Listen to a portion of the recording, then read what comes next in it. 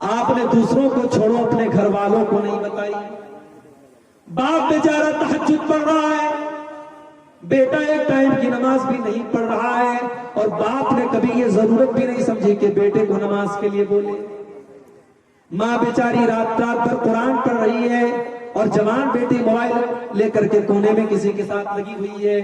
ماں کو کبھی یہ توفیق نہیں ہوئی کہ اپنی بیٹی کو صحیح اور غلط کے بیچ کا فرق بتائے. میرے پیارے ساتھیوں, آپ روشنی میں یہ کافی نہیں ہے, آپ کو روشنی میں ہونے کے ساتھ ساتھ جو لوگ اندھیرے میں ہیں ان کو روشنی میں لانے کی کوشش بھی کرنا ہے.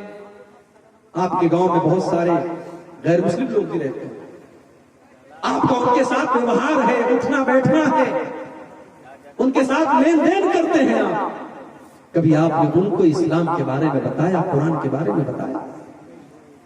کیا اللہ تعالیٰ کے آپ کی گردن نہیں پکڑی جائے گی؟ جناب آپ کے گاؤں میں لوگ رہتے تھے, وہ اللہ کو نہیں مانتے تھے, اللہ کو نہیں جانتے تھے, رسول کو نہیں مانتے تھے.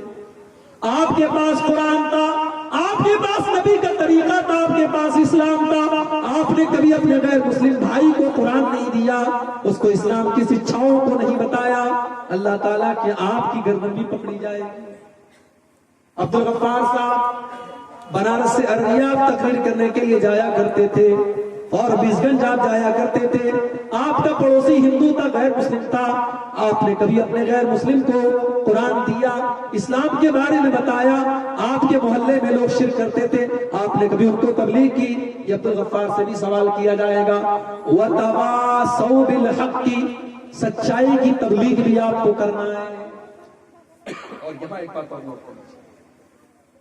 جب تبلیغ کی بات آتی تو ہم کہتے ہیں صاحب یہ کام تو علماء کا, یہ تو جامعہ سلفیہ میں کوئی پڑھ کے آئے, جامعہ ابن تیمیہ میں کوئی پڑھ کے آئے, سنابل میں کوئی پڑھ کے آئے, اس کا کام ہے. میں کہتا ہوں نہیں, یہ غلط بات ہے. اللہ کے نبی فرماتے ہیں بلغوا عنی ولو آیا, میری ایک بات بھی اگر تمہیں پہنچی ہے تو تم دوسروں کو پہنچاؤ. تبلیغ کرنا, سچائی کی دعوت دینا, یہ صرف علماء کا کام نہیں ہے. آپ کو جتنی باتیں پتا ہے اتنی باتیں اگر آپ دوسروں کو پہنچا سکتے ہیں تو آپ پہنچائیے. اسلام کی خدمت آپ کو کرنا ہے. اگر آپ دولت والے ہیں تو دولت کے ذریعے کیجئے, اگر آپ دماغ والے ہیں تو دماغ کے ساتھ کیجئے, اگر آپ علم والے ہیں تو علم کے ساتھ کیجئے, اگر آپ کے پاس طاقت ہے تو طاقت کے ذریعے آپ کیجئے. اپنی انرجی اور اپنی طاقت کا استعمال آپ دین کی خدمت کے لیے کیجئے. میرے پیارے ساتھیوں, وَتَوَاصَوْا بِالْحَقِّ, دین کی تبلیغ میں آپ کا کیا رول ہے؟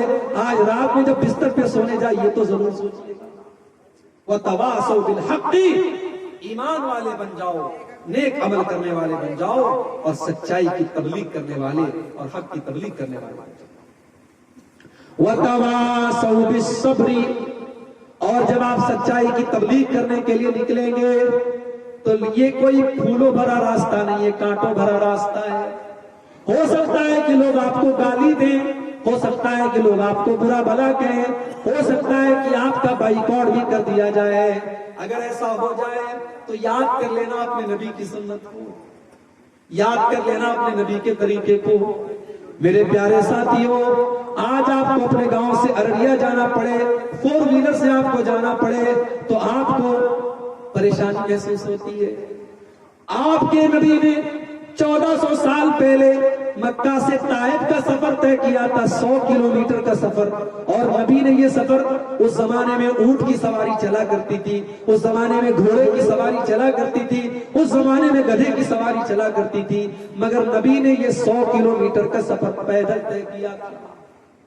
پیدل طے کیا 100 کلومیٹر کا سفر. پہاڑوں کے بیچ سے چل رہے ہیں اللہ کے نبی, ریگستان کے بیچ میں سے چل رہے ہیں. مکہ سے اللہ کے نبی طائف پہنچے. سب سے پہلے طائف کے جو بڑے بڑے سردار لوگ تھے ان کے گھر پر پہنچے, ان کو اسلام کے بارے میں سمجھایا, ان کو توحید کے بارے میں سمجھایا, ان کو بتایا میں اللہ کا آخری نبی ہوں. ان کبیروں نے, ان بدبختوں نے, ان بدنصیبوں نے اللہ کے نبی کا کلمہ پڑھنا تو بہت دور کی بات ہے, انہوں نے نبی کا مذاق اڑایا. انہوں نے کہا کہ اے محمد, اللہ کو کوئی اور نہیں ملا تھا, تم ہی ملے تھے نبی بنانے کے لیے. کسی نے کہا اگر تم اللہ کے سچے نبی ہو تو جاؤ تم میرے لیے بددعا کر کے دکھاؤ، اور اگر تم جھوٹے نبی ہو تو میں تمہاری بات نہیں مانتا۔ انہوں نے نبی کا مذاق اڑایا۔ اللہ کے نبی نے بڑے صبر سے کام لیا، کہ کوئی بات نہیں، تم میرا کلمہ نہیں پڑھتے کوئی بات نہیں، لیکن دیکھو میں طائف کے اندر گھوم گھوم کر کے تبلیغ کروں گا، لوگوں کو اسلام کے بارے میں بتاؤں گا، تو کم سے کم تم یہ بات کسی اور کو مت بتانا، تم سے میری بات ہوئی ہے تم اس بات کو سیکرٹ رکھنا۔ مگر ان کمبختوں نے اس کو بھی سیکرٹ نہیں رکھا، اور پورے طائف میں اللہ کے نبی کے اوپر ایک آدمی بھی کلمہ پڑھنے والا نہیں۔ 100 کلومیٹر کا سفر طے کر کے، پیدل طے کر کے اللہ کے نبی آئے ہیں اور لوگوں سے مل رہے ہیں، ملاقات کر رہے ہیں، توحید کے بارے میں سمجھا رہے ہیں، قیامت کے بارے میں بتا رہے ہیں، مگر ایک آدمی میرے نبی پر ایمان لانے والا نہیں ہے۔ مایوس ہو کر کے اللہ کے نبی طائف سے نکلنے لگے۔ جب طائف سے نکلنے لگے تو ان کمینوں نے، ان بدماشوں نے اللہ کے نبی کے اوپر پتھر برسانا شروع کر دیا۔ اللہ کے نبی طائف کی گلیوں میں چل رہے ہیں اور دونوں طرف سے آپ کے اوپر پتھر برسائے جا رہے ہیں۔ حضرت بلال رضی اللہ تعالیٰ عنہ اللہ کے نبی کو بچانے کی کوشش کرتے ہیں، مگر وہ کہاں سے بچاتے، پتھر تو ہر طرف سے آ رہے ہیں۔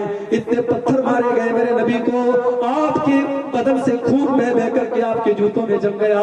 اللہ کے نبی طائف سے نکل کر کے بڑی مشکل سے اپنی جان بچا کر کے نکلتے ہیں، اور طائف سے 3-4 کلومیٹر دور ایک باغ میں جا کر کے اللہ کے نبی پناہ لیتے ہیں، ایک پیڑ کے نیچے پناہ لیتے ہیں، اور آسمان کی طرف ہاتھ اٹھا کے کہتے ہیں اے اللہ یہ تو نے مجھے کس کے حوالے کر دیا، یہ کن لوگوں کے حوالے کر دیا، اے اللہ یہ تیرے مقام کو نہیں جانتے، اے اللہ یہ میری عظمت کو نہیں جانتے، اے اللہ اگر تو مجھ سے راضی ہے، اگر تو مجھ سے ناراض نہیں ہے تو اے اللہ مجھے کوئی فرق نہیں پڑتا، ٹھیک ہے یہ لوگ میری بات نہیں مان رہے ہیں، مجھے تکلیف ہوئی ہے، مگر اے اللہ اگر تو راضی ہے تو مجھے کوئی پرواہ نہیں ہے، تو ناراض نہیں ہونا چاہیے، اگر تو راضی ہے تو مجھے کوئی پرواہ نہیں ہے۔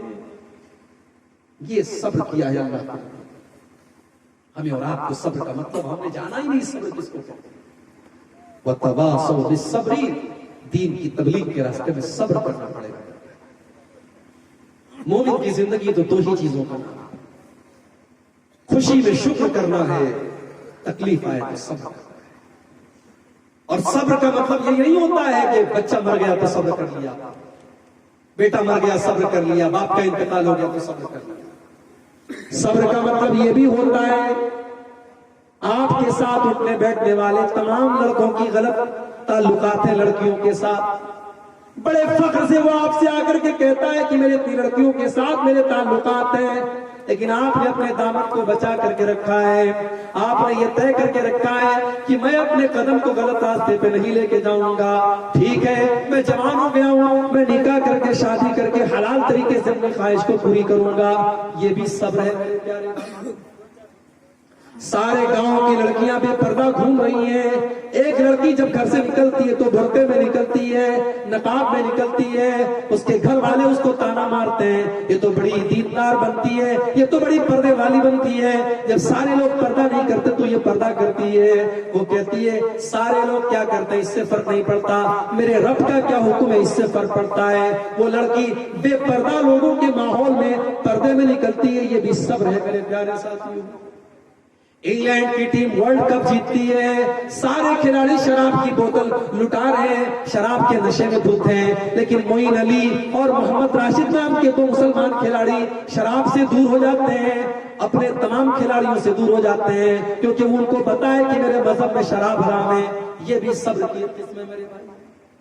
ساؤتھ افریقہ کا کھلاڑی ہاشم املہ، اس کے دیش میں شراب، اس کے دیش کی جو ڈریس ہے، اس کے ٹیم کی جو جرسی ہے، اس کے ٹیم کی جو جیکٹ ہے، اس کے اوپر شراب کا ایڈورٹائزمنٹ ہے۔ ہاشم املہ کہتا ہے میں جرمانہ دے دوں گا، میں پینالٹی دے دوں گا، مگر میں شراب کا ایڈورٹائزمنٹ نہیں کروں گا۔ وہ شراب کا ایڈورٹائزمنٹ کرنے کے لیے تیار نہیں ہوتا۔ یہ بھی صبر ہے۔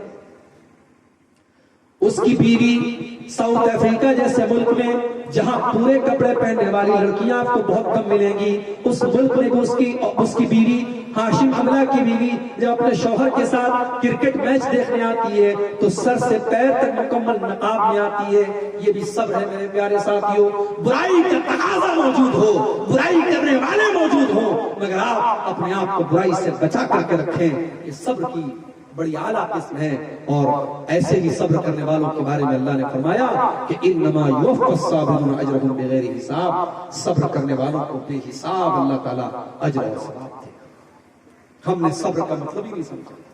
ہم نے صبر کا مطلب سمجھا بیماری آئی تو صبر کر لیا، تکلیف آئی تو صبر کر لیا. ٹھیک ہے، وہ بھی صبر ہے، مصیبتوں پر صبر کرنا بھی صبر ہے، مگر برائی سے بچنا بھی صبر ہے، اور نیکی کے کام پر ڈٹے رہنا بھی صبر ہے. سردی کا موسم ہے، 5:15 بجے فجر کی اذان ہو رہی ہے. آپ 5:15 بجے اپنے بستر کو، رضائی کو، کمبل کو چھوڑ کر کے اٹھتے ہیں. الصلاۃ خیر من النوم. مؤذن کی آواز آتی ہے کہ نماز نیند سے بہتر ہے. آپ نے کمبل پھینکا، رضائی پھینکی، ٹھنڈے ٹھنڈے پانی سے، اگر گرم پانی آپ کو نہیں مل پایا تو ٹھنڈے پانی سے آپ نے وضو کیا. وضو کر کے آپ مسجد میں آئے، آپ نے فجر کی نماز پڑھی. آپ نے نہ جاڑا دیکھا، نہ سردی دیکھی، نہ گرمی دیکھی. آپ نے سال کے 365 دن نماز کی پابندی کی. میرے پیارے بھائیوں، یہ بھی صبر ہے. رمضان کا مہینہ اپریل اور مئی میں آیا، بہت سارے لوگ گرمی سے بے حال ہو گئے، روزہ رکھنا مشکل ہو گیا، مگر انہوں نے روزے کو کمپلیٹ کیا. روزے میں کوئی کوتاہی نہیں کی.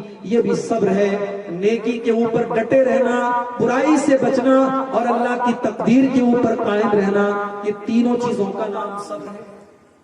وَتَوَاصَوْا بِالصَّبْرِ. اللہ نے فرمایا کہ سارے کے سارے انسان گھاٹے میں ہیں، مگر وہ لوگ گھاٹے میں نہیں ہیں جو صبر کی ایک دوسرے کو تلقین کرتے. میری پیاری ماں بہنوں، جب بات صبر کی آتی ہے تو عام طور سے یہ کہا جاتا ہے کہ عورتیں بڑی جذباتی ہوتی ہیں، عورت کے اندر صبر نہیں ہوتا. میں کہتا ہوں کہ عورت کے اندر صبر ہوتا ہے، لیکن وہ صبر ایمان کے ذریعے پیدا ہوتا ہے. ورنہ نبی کے زمانے میں ہم نے ایسی عورتوں کو بھی دیکھا ہے. احد کا میدان ہے، ایک عورت آتی ہے، سوال کرتی ہے اللہ کے نبی کیسے ہیں؟ جواب دیا جاتا ہے تیرے باپ کا انتقال ہو چکا ہے، اس جنگ میں تیرے باپ شہید ہو چکے ہیں. کہتی ہے مجھے میرے باپ کے بارے میں نہ بتاؤ، مجھے فاطمہ کے ابا کے بارے میں بتاؤ کہ وہ کیسے ہیں. جواب ملا اللہ کے نبی ٹھیک ہیں. تھوڑی دیر کے بعد اس کو خبر دی جاتی ہے کہ جنگ احد میں تیرا بیٹا بھی شہید ہو چکا ہے. وہ کہتی ہے میرا بیٹا تو اللہ کو پیارا ہو گیا، یہ بتاؤ کہ آمنہ کا لال کیسا ہے؟ جواب ملا اللہ کے نبی بالکل ٹھیک ہیں. پھر تیسری مرتبہ اس کو خبر دی گئی اے فلاں تیرے شوہر کا بھی انتقال ہو چکا ہے، تو بیوہ ہو چکی ہے. وہ کہتی ہے کوئی بات نہیں، میں اللہ کے فیصلے پر راضی ہوں، مجھے بس اتنا بتا دو عائشہ اور خدیجہ کے شوہر کا کیا حال ہے، اللہ کے نبی کا کیا حال ہے؟ جواب ملا اللہ کے نبی بالکل ٹھیک ہیں. وہ عورت کہتی ہے مجھے یقین نہیں آ رہا ہے، مجھے اللہ کے نبی کا دیدار کرا دو، مجھے دیکھ لینے دو کہ اللہ کے نبی صحیح سلامت ہیں. لوگ اس کو لے کر کے گئے، اس نے اللہ کے پیارے نبی کو دیکھا اور نبی کو دیکھ کر کے کہنے لگی کل مصیبت بعدک جلل یا رسول اللہ. اے اللہ کے نبی آپ اگر زندہ ہیں، آپ اگر باحیات ہیں تو ساری مصیبتیں میرے لیے آسان ہیں. باپ میں نے کھو دیا، بھائی میں نے کھو دیا، بیٹا میں نے کھو دیا، شوہر میں نے کھو دیا، مگر اے اللہ کے نبی اگر آپ زندہ ہیں تو یہ ساری مصیبتیں میں برداشت کرنے کو تیار ہوں. صبر اس کو کہتے ہیں. اللہ کے نبی کے پاس ایک عورت آتی ہے، کالی کلوٹی عورت ہے، خوبصورت نہیں ہے، کالی کلوٹی عورت ہے.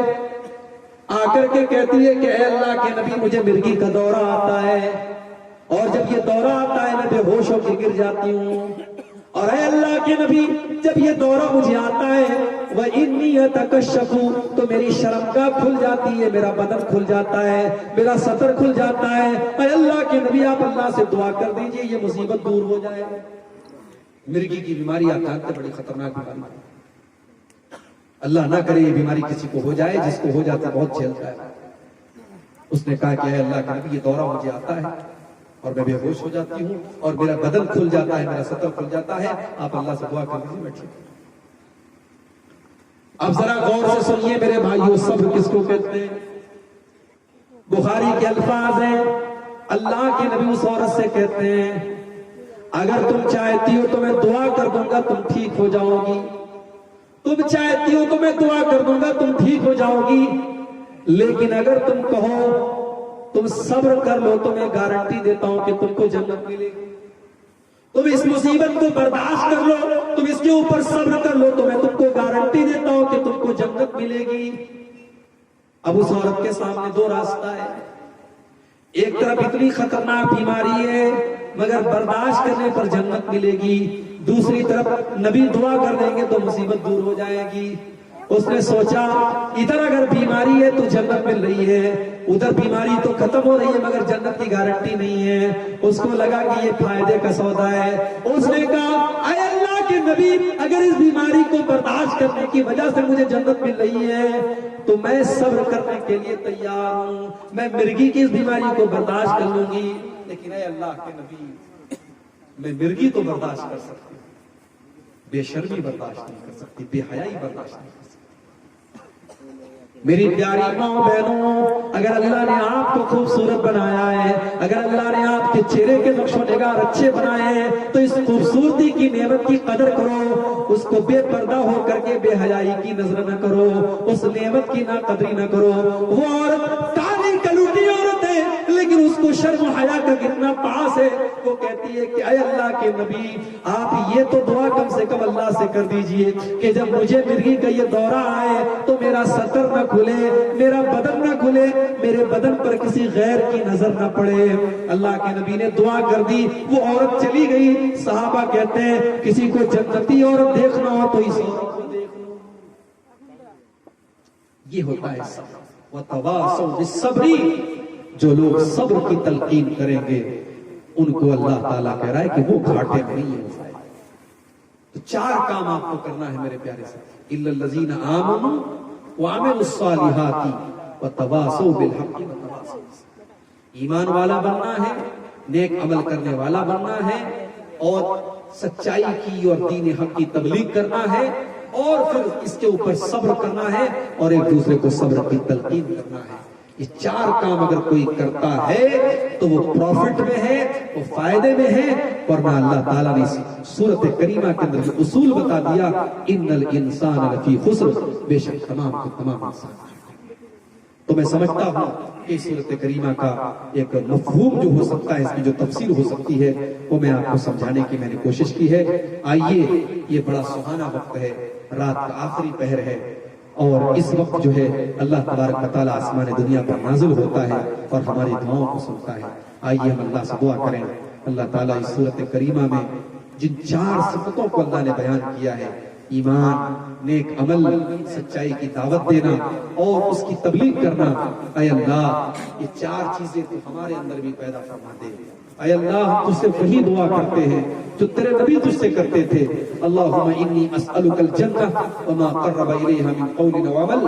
اے اللہ میں تجھ سے جنت مانگتا ہوں اور ہر وہ عمل مانگتا ہوں جو جنت کے قریب کر دے، اور اے اللہ میں تجھ سے جہنم سے پناہ مانگتا ہوں اور ہر اس عمل سے پناہ مانگتا ہوں جو جہنم سے قریب کر دے۔